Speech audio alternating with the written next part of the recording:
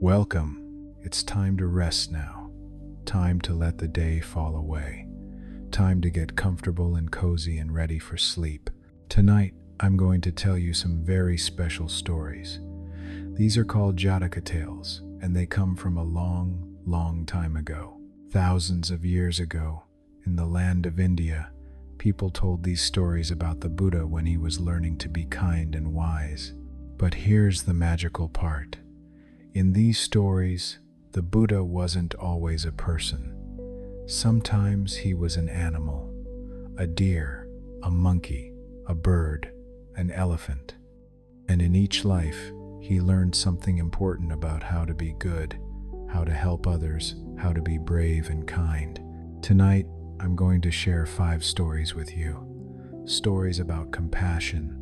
That's a big word that means caring about others, being kind even when it's hard, helping even when no one's watching. You don't need to stay awake for all of them.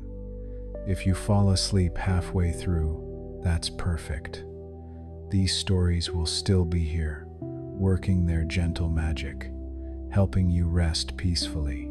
So, snuggle in. Close your eyes if you'd like. Take a slow, deep breath, and let's begin. The first story is about a deer who was also a king. Long, long ago, in a forest at the edge of a kingdom, there lived 2 herds of deer. One herd had coats of brown, soft as velvet. The other herd had coats of gold, shining like sunlight through leaves. Each herd had 500 deer, and each herd had a king. The king of the golden deer was special. He was the Buddha in one of his past lives, learning the lessons he would need to help others. His name was the Banyan Deer King because he lived near an enormous banyan tree whose branches spread like a protective umbrella over the forest. The Banyan Deer King was kind. He was gentle. He looked after every deer in his herd like they were his own children. When the young fawns were frightened, he would stand beside them until they felt safe. When the old deer were tired, he would lead them to the coolest streams and the softest grass. The other herd was led by the Branch Deer King. He was also kind, also wise. The 2 kings were friends, and their herds lived peacefully together in the forest. Now, nearby this forest was a human kingdom. The king of that kingdom loved to hunt. Every week, he would come to the forest with his soldiers and his horses and his arrows, and they would chase the deer. It was terrifying. The deer would scatter in all directions, running for their lives. Sometimes the hunters would catch one. Sometimes they would catch many. The whole forest would echo with the sounds of fear. One day, the Banyan Deer King called a meeting. He invited the Branch Deer King, and together they gathered all the deer. "This cannot continue," the Banyan Deer King said gently. "Every hunt, we all run in panic. We hurt ourselves. We lose our way. We live in constant fear. What can we do?" asked a young deer. "We cannot fight humans." "No," said the Banyan Deer King, "but we can offer them something different. We can go to the king and make an agreement." The next day, the 2 deer kings walked together to the edge of the forest, where they could be seen by the human king's palace. They stood there, calm and regal, waiting. The human king saw them. He was surprised. Deer never came this close willingly. He walked out to meet them. The Banyan Deer King spoke. Now, in the old stories, animals could speak to those who truly listened. "Great King," he said, "we understand that you love to hunt. We understand that your people need food. But the way things are now, all of us suffer. We run in terror. Many are hurt. Many are lost." The human king listened. "We would like to offer you an agreement," the Banyan Deer King continued. "Each day, 1 deer will come to your palace willingly. One deer will offer themselves so that the rest of the herd can live in peace. No more hunts, no more terror, just one life given each day, peacefully. The human king was amazed. He had never heard of such a thing. "You would do this? You would come willingly?" "Yes," said the banyan deer king. "For the peace of all," the human king agreed. And so it began. Each day, the two herds would draw lots. A simple, fair way of choosing. One deer from one herd one day, one from the other herd the next. And that deer would walk to the palace, calm and accepting, offering their life so others could live without fear. It was sad, but it was also peaceful. The forest became quiet again. Fawns played without fear. Old deer rested in the sun. Life continued, gentle and safe. But then, one day, something happened. The lot fell to a young doe who was expecting a fawn. She was part of the branch deer herd. She went to the branch deer king. "Please," she said, "I am about to give birth. Let me wait until my fawn is born and grown enough to live without me. Then I will go willingly." The branch deer king looked troubled. "I understand," he said, "but if I let you wait, then someone else must go in your place. Someone who wasn't chosen. That wouldn't be fair." The doe understood, but her heart was heavy. She decided to go to the banyan deer king, even though she wasn't part of his herd. She had heard he was the kindest of all. She found him resting beneath the banyan tree. "Great king," she said, "I need your help." She told him everything about the lot, about her unborn fawn, about her fear that her baby would die without her. The banyan deer king listened with his whole heart. When she finished, he stood up. "Go home," he said gently. "Care for your fawn when it comes. I will go in your place." "But," the doe's eyes filled with tears, "you are our king. You are needed, and it's not your turn. You're not even from my herd." The banyan deer king smiled. "A king is meant to protect his people. All people, not just his own herd. If I let you go when you are carrying a life, then I am not the king I wish to be." And before anyone could stop him, he walked toward the palace. The human king was in his courtyard when he saw the golden deer approaching. He recognized him immediately. The banyan deer king, the leader, the one who had made the agreement. "Stop," the human king called out. "Why are you here? This is not your turn." The banyan deer king bowed his head respectfully. "Great king, today the lot fell to a young mother who is about to give birth. I have come in her place." The human king stared at him. You would give your life for another deer? A deer not even from your own herd?" "Yes," said the banyan deer king simply, "because compassion does not count. It does not measure. It does not say this one is mine and that one is not. Compassion sees suffering and responds. That is all." The human king was silent for a long time. Then he did something no one expected. He knelt down. He placed his hand on the banyan deer king's head. "I have been a fool," he said quietly.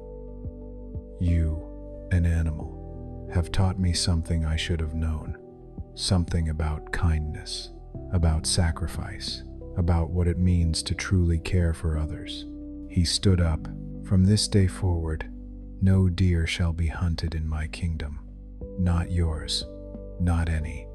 You are all free, and I will honor your lesson for the rest of my life." The banyan deer king bowed again. "Thank you, great king. Your kindness will be remembered." He returned to the forest. The doe's fawn was born healthy and strong, and all the deer lived in peace, knowing that one act of compassion had changed everything. And now, dear child, the second story begins. This one is about a monkey who was also a king, and the impossible choice he had to make. Far away from the deer forest, in the mountains near a great river, there grew a mango tree. Not just any mango tree. This tree was enormous, ancient. Its branches stretched out over the river, and every season it produced the most delicious mangoes anyone had ever tasted. Sweet as honey, soft as silk, perfect. In this tree lived a troop of monkeys, hundreds of them, playing in the branches, eating the mangoes, living their joyful, chattering lives. Their leader was the Monkey King. He was the Buddha in another one of his past lives. He was wise, he was strong, and he loved his troop more than anything. Now, the Monkey King knew something dangerous. He knew that if a single mango from their tree fell into the river, it would float downstream. And if it floated far enough downstream, it would reach the kingdom of humans. And if humans tasted this mango, they would come looking for the tree. So he made a rule. Every mango had to be picked carefully. Every mango had to be counted. None could be allowed to fall into the water. For years, this worked. The monkeys were careful. They picked every fruit. They checked every branch. But one season, they missed one. Just one mango, hidden high in the leaves where no one could see it. It ripened, it grew heavy, and one night it fell, splash, into the river, and the current carried it downstream, down and down and down, until it floated right past the palace of the human king. The king was bathing in the river. He saw the mango floating by. He had never seen a fruit so beautiful, so golden, so perfect. He grabbed it, he tasted it, and his entire world changed. "Find this tree," he commanded his soldiers. "I must have more. I must have all of them." The soldiers followed the river upstream. They searched the banks, they looked in the forests, and finally, they found it. The magnificent mango tree, and in its branches, hundreds of monkeys. The king arrived with his army. "That tree is mine," he declared, "and those monkeys are pests who eat my fruit. Drive them away, kill them if you must." The monkeys saw the soldiers coming. They panicked. They screamed. They looked to their king. The Monkey King looked at the tree.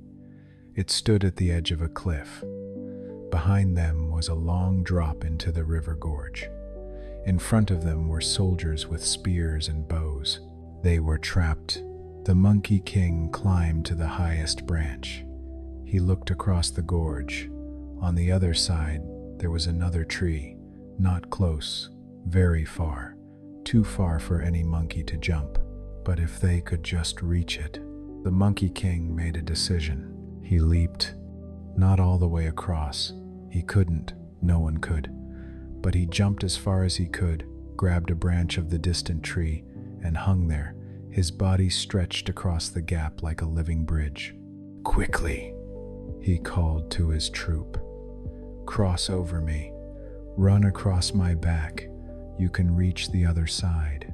The monkeys hesitated, but there was no other way. One by one, they came, climbing onto their king's back, running across his body like it was a bridge. His spine bent under their weight. His arms ached. His grip weakened, but he held on. The youngest monkeys crossed, then the mothers with their babies, then the older ones, one by one by one. The human king watched from below. He watched this monkey sacrifice himself so his troop could escape. "Stop," he called to his soldiers. "Do not shoot. Let them go." The last monkey crossed. The troop was safe on the other side. And then the Monkey King let go. He fell into the river below. The current carried him to the bank, where the human king's servants pulled him out. He was alive, but barely. His body was broken. His strength was gone. The human king knelt beside him. "Why?" he asked quietly. "Why did you do that? Why did you give everything for them?" The monkey king looked at him with eyes that were growing dim. "Because," he said softly, "I am their king. And a true king does not rule to take. He rules to give, even if it costs him everything." He closed his eyes. The human king held him gently until he passed. And then the king stood. He looked at his soldiers, at his courtiers, at all the people watching. "From this day forward," he said, his voice strong and clear, "we will protect all the monkeys in my kingdom. We will honor this tree, and we will remember this lesson, that true leadership is sacrifice, that true strength is love." And so it was. Let's take a soft breath together, dear one. In through your nose and out through your mouth. Good. The third story is shorter, gentler, about a bird whose feathers were made of gold.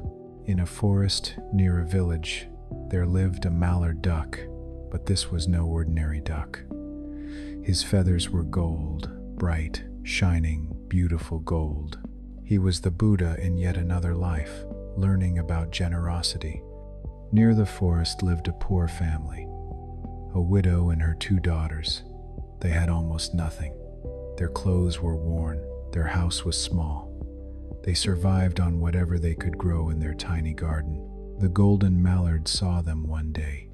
He saw how hard they worked, how tired they were, how kind they were to each other even when they were hungry. And he decided to help. One evening, he flew to their house and landed in their yard. The widow and her daughters came out, amazed. They had never seen anything so beautiful. "Please," said the golden mallard, "for in these stories, animals speak when the message is important. I see that you struggle. I want to help you. Take one of my golden feathers. Sell it in the market. It will give you enough money to live comfortably for months." The widow was shocked. "But won't it hurt you?" "Only a little," said the mallard, "and feathers grow back. This is a gift I can give." The widow carefully plucked one golden feather. It was warm in her hand, light as air but valuable beyond measure. "I will come back each month," the mallard said. "Each time, you may take one feather, never more than one, and you will always have enough." And so he did. Each month, he returned. Each month, they took one feather, and each month, they had enough to live, to eat, to be warm and safe. The daughters grew up kind and generous, having learned from the golden bird's example. Years passed. The mallard kept his promise, and the family prospered not just in wealth but in kindness, always remembering to help others as they had been helped. Now, the fourth story. This one is about an elephant who never forgot a kindness. In a city in ancient India, there lived a poor man. He had no family, no home. He survived by begging, by doing small jobs, by the charity of others. One day, in the marketplace, he saw something terrible. An elephant. A young elephant, thin and tired, being beaten by his keeper. The elephant had been a working elephant, carrying heavy loads, but he had become sick, too weak to work, and his keeper was cruel. The poor man couldn't stand it. Even though he had almost nothing, he spent his last few coins to buy food. Not for himself, for the elephant. He approached the keeper. "Please," he said, "I'll buy this elephant from you." The keeper laughed. "You? You can barely feed yourself. What would you do with an elephant?" "I'll set him free," the poor man said simply. "No creature should suffer like this." The keeper shrugged. "Fine, if you're that foolish, give me your coins." The poor man gave him everything he had. And the keeper walked away. The man looked at the elephant, at the chains around his legs, at the sadness in his eyes. Gently, He removed the chains. He brought water. He brought the food he'd purchased, and he sat with the elephant, speaking softly, letting him know he was safe now. When the elephant had eaten and drunk, the man said, "You're free now. Go, find the forest, find your family." The elephant looked at him for a long time. Then, slowly, he bowed his great head, touching the man's hand with his trunk, and then he walked away, toward the forest, toward freedom. Years passed. The poor man remained poor. His act of kindness hadn't changed his circumstances, but he didn't regret it, not even once. One day, he heard news. The king of a nearby kingdom had died, and according to that kingdom's custom, they would choose their next king in a special way. They would release the royal elephant into the city. Whoever the elephant chose, whoever the elephant placed the crown upon, would become the next king. The poor man thought nothing of this. It had nothing to do with him. The day came. The entire city gathered. The royal elephant walked through the streets, carrying the crown on his great back. He walked past the nobles in their fine clothes, past the merchants, past the soldiers, past everyone who thought they might be chosen. And he walked straight to a corner where an old man sat. A poor man, a man with nothing. The elephant remembered. Years ago, this man had saved him, had freed him, had shown him kindness when no one else would. The elephant knelt before the poor man. He lifted the crown with his trunk, and he placed it gently on the man's head. The crowd gasped, and the poor man became king. He ruled with the same kindness he had shown the elephant. He never forgot what it was like to have nothing, and he never stopped helping those who needed help. And the elephant? He lived in the palace gardens for the rest of his long life, honored and loved, never forgetting the man who had set him free. Almost done now, dear one. One more story. This one is the smallest, the gentlest, about a tiny quail who taught everyone about bravery. In a field near the edge of a great forest, a small quail lived with her babies. She had made her nest on the ground, hidden in the tall grass.